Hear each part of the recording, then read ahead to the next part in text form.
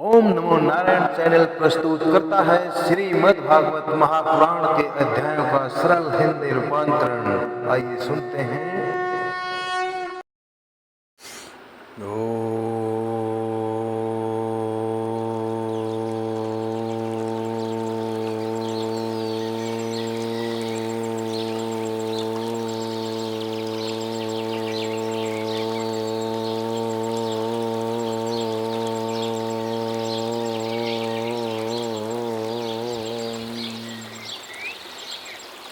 नमो भगवते वासुदेवाय। अब हम श्रीमद् भागवत महापुराण के द्वितीय स्कंद के 8वें अध्याय का पाठ करेंगे, जिसमें महाराज परीक्षित के विविध प्रश्न, महाराज परीक्षित जी विविध प्रश्न करते हैं और उसके बाद सुखदेव मुनि जी उनका उत्तर देते हैं। इस अध्याय में इन्हीं प्रश्नों का क्रमवार से चर्चा विषय है। राजा परीक्षित ने कहा, भगवान आप वेद वेताओं में श्रेष्ठ हैं। मैं आपसे यह जानना चाहता हूँ कि जब ब्रह्मा जी ने निर्गुण भगवान के गुणों का वर्णन करने के लिए नारद जी को उपदेश दिया, तब उन्होंने किन किन को किस रूप में उपदेश किया। एक तो अचैतन्य शक्तियों के आश्रय भगवान की कथाएं ही लोगों का परम मंगल करने वाली हैं। दूसरे देव ऋषि नारद का सबको भगवत दर्शन कराने का स्वभाव है। अवश्य ही आप उनकी बातें मुझे सुनाइए। महाभाग्यवान सुखदेव जी, आप मुझे ऐसा उपदेश कीजिए कि मैं अपने आसक्ति रहित मन को सर्व आत्मा भगवान श्री कृष्ण में तन्मय करके अपना शरीर छोड़ सकूं। जो लोग उनकी लीलाओं का श्रद्धा के साथ नित्य श्रवण और कथन करते हैं, अर्थात जो लोग भगवान की लीलाओं का श्रद्धा के साथ प्रत्येक दिन सुनते हैं और कथन और उसके बारे में बातचीत करते रहते हैं, उनके हृदय में थोड़े ही समय में भगवान प्रकट हो जाते हैं। श्री कृष्ण कान के छिद्रों के द्वारा अपने भक्तों के भाव में हृदय कमल में जाकर बैठ जाते हैं और जैसे शरद ऋतु जल का गंदलापन मिटा देती है, वैसे हुए भक्तों के मनोमल का नाश कर देते हैं।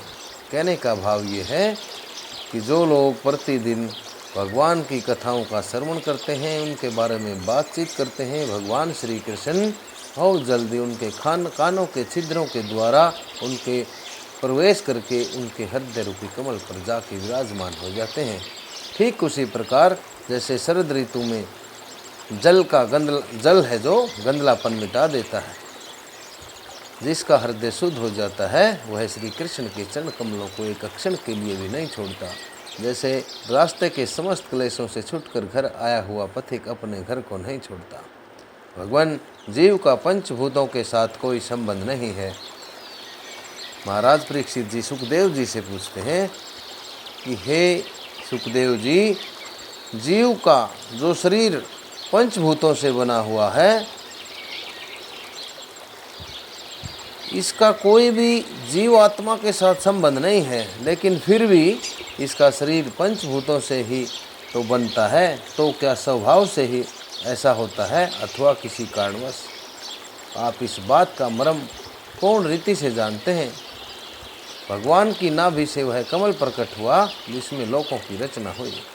यह जीव अपने सीमित अंगों से जैसे अलग है, वैसे ही आपने परमात्मा को भी सीमित अंगों से अलग सा वर्णन किया है। यह क्या बात है? जिनकी कृपा से सर्वभूत में ब्रह्मा जी प्राणियों की सृष्टि करते हैं, जिनके नाभि कमल से पैदा होने पर भी जिनकी कृपा से ही ये उनके रूप का दर्शन कर सकें, वे संसार की स्थिति, उत्पत्ति और प्रलय के हेतु सर्व अंतर्यामी और माया के स्वामी परम पुरुष परमात्मा अपनी माया का त्याग करके किस में किस रूप से शयन करते हैं, निवास करते हैं।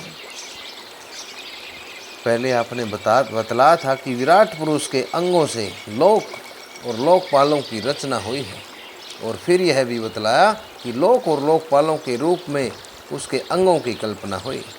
इन दोनों बातों का तात्पर्य बताएं। महाकल्प और उसके अंतर्गत अवान्तर कल्प कितने हैं? भूत, भविष्यत और वर्तमान काल का अनुमान किस प्रकार किया जाता है? क्या स्थूल देह अभिमानी जीवों की आयु भी बंधी हुई है? ब्राह्मण श्रेष्ठ, काल की सूक्ष्म गति, त्रुटि आदि और स्थूल गति, वर्ष आदि किस प्रकार से जानी जाती है? विविध कर्मों से जीवों की विभिन्न कर्मों से जीवों की कितनी और कैसी गतियाँ होती हैं? देव, मनुष्य आदि योनियाँ सत्व, रज, तम इन 3 गुणों के फलस्वरूप ही प्राप्ति होती हैं। उनको चाहने वाले जीवों में से कौन कौन किस किस योनि को प्राप्त करने के लिए किस किस प्रकार से कौन कौन क्रम स्वीकार करते हैं? पृथ्वी, पाताल, दिशा, आकाश, ग्रह, नक्षत्र, पर्वत, नदी, समुद्र, द्वीप और उनमें रहने वाले जीवों की उत्पत्ति कैसे होती है? ब्रह्मांड का परिमाण भीतर और बाहर दोनों प्रकार से बतलाइए। साथ ही महापुरुषों के चरित्र, वर्ण आश्रम के कितने भेद हैं और धर्म का निरूपण कीजिए। युगों के भेद कितने हैं, उनके परिमाण और उनके अलग अलग धर्म और भगवान के विभिन्न अवतारों के परम आश्चर्यचकित चरित्र भी बतलाइए। मनुष्यों के साधारण और विशेष धर्म कौन कौन से हैं? विभिन्न व्यवसाय वाले लोगों के, राज ऋषियों के और विपत्ति में पड़े हुए लोगों के धर्म का भी उपदेश कीजिए। तत्वों की संख्या कितनी है, उनके स्वरूप और लक्षण क्या हैं? भगवान की आराधना की और अध्यात्म योग की विधि क्या है? योगेश्वरों को क्या क्या ऐश्वर्य प्राप्त होते हैं और अंत में उन्हें कौन सी गति मिलती है? योगियों का लिंग शरीर किस प्रकार से भंग होता है? वेद, उपवेद, धर्मशास्त्र, इतिहास और पुराणों का स्वरूप एवं तात्पर्य क्या है? समस्त प्राणियों की उत्पत्ति, स्थिति और उनका विनाश कैसे होता है? बावली, कुआ खदवाना आदि स्मार्त, यज्ञ आदि वैदिक एवं काम्य कर्मों की तथा अर्थ, धर्म, काम के साधनों की विधि क्या है? प्रलय के समय जो जीव प्रकृति में लीन रहते हैं, उनकी उत्पत्ति कैसे होती है? पाखंड की उत्पत्ति कैसे होती है? आत्मा के बंध मोक्ष का स्वरूप क्या है और वह अपने स्वरूप में किस प्रकार स्थित होता है? भगवान तो परम स्वतंत्र हैं, वे अपनी माया से किस प्रकार क्रीड़ा करते रहते हैं और उसे छोड़कर साक्षी के समान उदासीन कैसे हो जाते हैं? भगवान, मैं यह सब आपसे पूछ रहा हूँ, मैं आपकी शरण में हूँ। महामुने, आप कृपा करके क्रमशः इनका तात्विक निरूपण कीजिए। इस विषय में आप स्वयंभू ब्रह्मा के समान परम प्रमाण हैं। दूसरे लोग तो अपनी पूर्व परंपरा से सुनी सुनाई बातों का ही वर्णन किया करते हैं, अनुष्ठान करते हैं। ब्राह्मण, आप मेरी भूख प्यास की चिंता न करें। मेरे प्राण कुपित ब्राह्मण के शाप से के अतिरिक्त और किसी कारण से निकल नहीं सकते, क्योंकि मैं आपके मुखारविंद से निकलने वाली भगवान की अमृतमयी लीला कथा का पान कर रहा हूँ। जब इस तरह से महाराज परीक्षित ने प्रश्नों की झड़ी सुखदेव मुनि जी के से लगा कर पूछा, इस पर सुखदेव जी कहते हैं, सूत जी कहते हैं, शौनकादि ऋषियों, जब राजा परीक्षित ने संतों की सभा में भगवान की लीला कथा सुनाने के लिए इस प्रकार प्रार्थना की, तब श्री सुखदेव जी को बड़ी प्रसन्नता हुई। उन्होंने वही वेद तुल्य श्रीमद् भागवत महापुराण सुनाया जो ब्रह्म युग के आरंभ में अर्थात ब्रह्मकल्प के आरंभ में स्वयं भगवान ने ब्रह्मा जी को सुनाया था। पांडुवंश शिरोमणि परीक्षित ने उनसे जो जो प्रश्न किए थे, वे उन सब का उत्तर क्रमशः देने लगे। इस प्रकार श्रीमद् भागवत महापुराण के द्वितीय स्कंद के प्रश्न विधि और नामोष्टमोध्याय। ओम नमो भगवते वासुदेवाय, ओम नमो भगवते वासुदेवाय।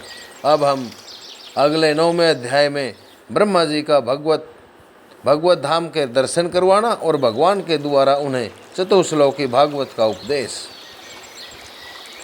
इसका पाठन करेंगे।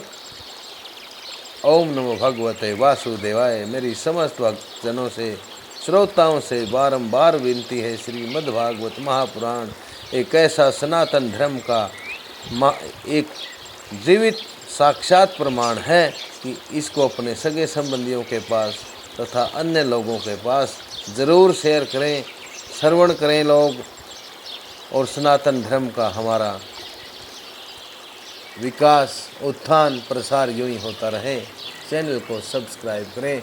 ओम नमो भगवते वासुदेवाय। ओम नमो भगवते वासुदेवाय।